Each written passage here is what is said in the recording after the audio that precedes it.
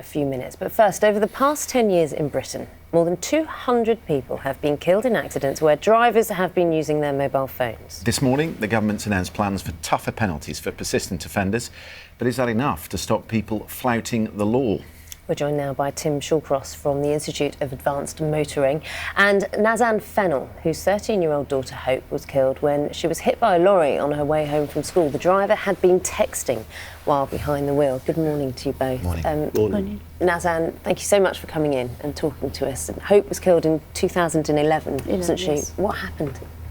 Hope was on her way back from school and she approached a busy crossing. It's Kingsheath High Street in Birmingham. It's quite a heavily populated road.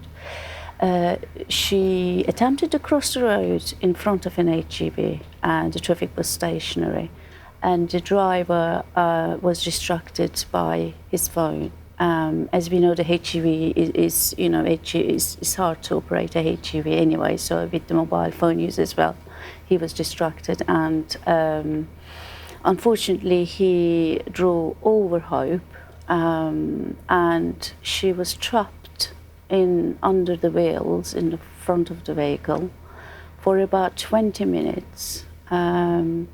And nobody could help her because of the sheer size of the vehicle. It was such a huge, it was an 18-ton truck, fully loaded at the time. She was only little, and she, it's just terrible, really. And you were at home at the time when you got the news? I was cooking her tea, and she was only she was about 400 yards away from home. Not far at all, so I was cooking the tea and just thinking she's gone to the shops and she's going to buy another lipstick or lip gloss because she was just at that age. She had just become a new teenager, 13 years old. Tim, when you hear a story like this, and Nazan, you're very brave to come and talk to us about what happened to Hope. And Nazan made very clear the driver was distracted by his phone. He was texting, and now these government proposals today, your reaction to those? Well, the government proposal, they're not going to do any harm, but frankly, how much an extra penalty is going to deter people from using their phone while driving? This is points on the licence. Absolutely. The Department for Transport's own research this year showed that when they doubled the penalty from £50 to £100 in 2013, it made no discernible difference whatsoever. What deters people from using a mobile phone? Two things. One is the fear of being caught, and frankly, with fewer police on the roads, that possibility is becoming less and less. Well, exactly. The prosecutions have gone down. The prosecutions have gone down. Again, that survey earlier this year suggested that for mobile phone use is going up.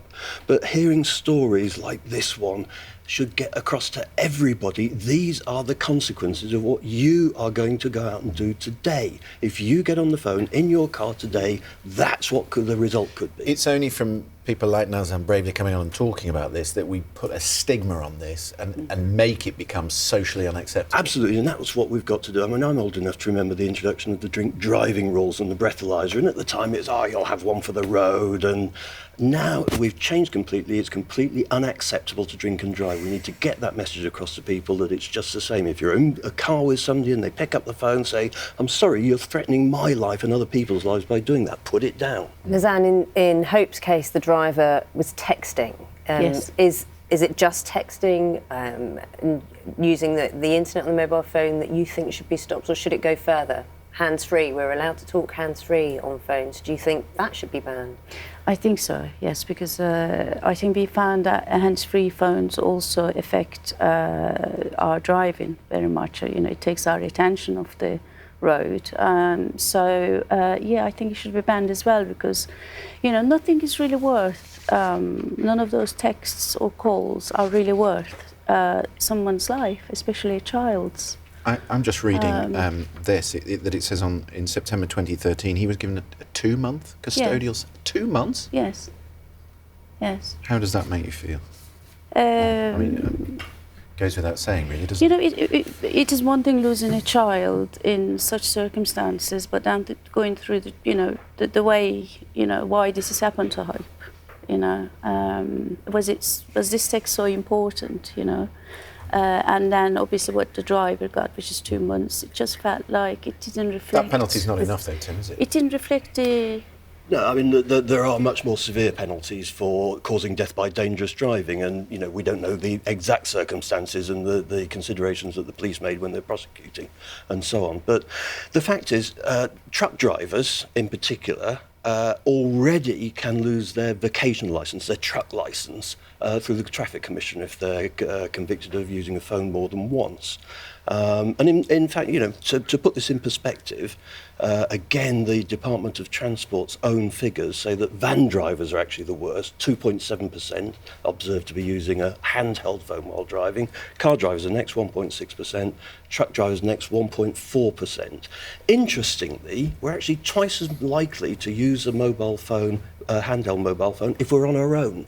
And just to sort of back that up, bus drivers down at 0.4% because, of course, they've got a coach or a bus full of passengers watching them. So we know it's wrong. We need to get across to ourselves. We haven't got the police out on the road to catch people. We need to police it ourselves and get it across to ourselves. This is as bad as drink driving. It's as distracting as drink driving. Don't do it.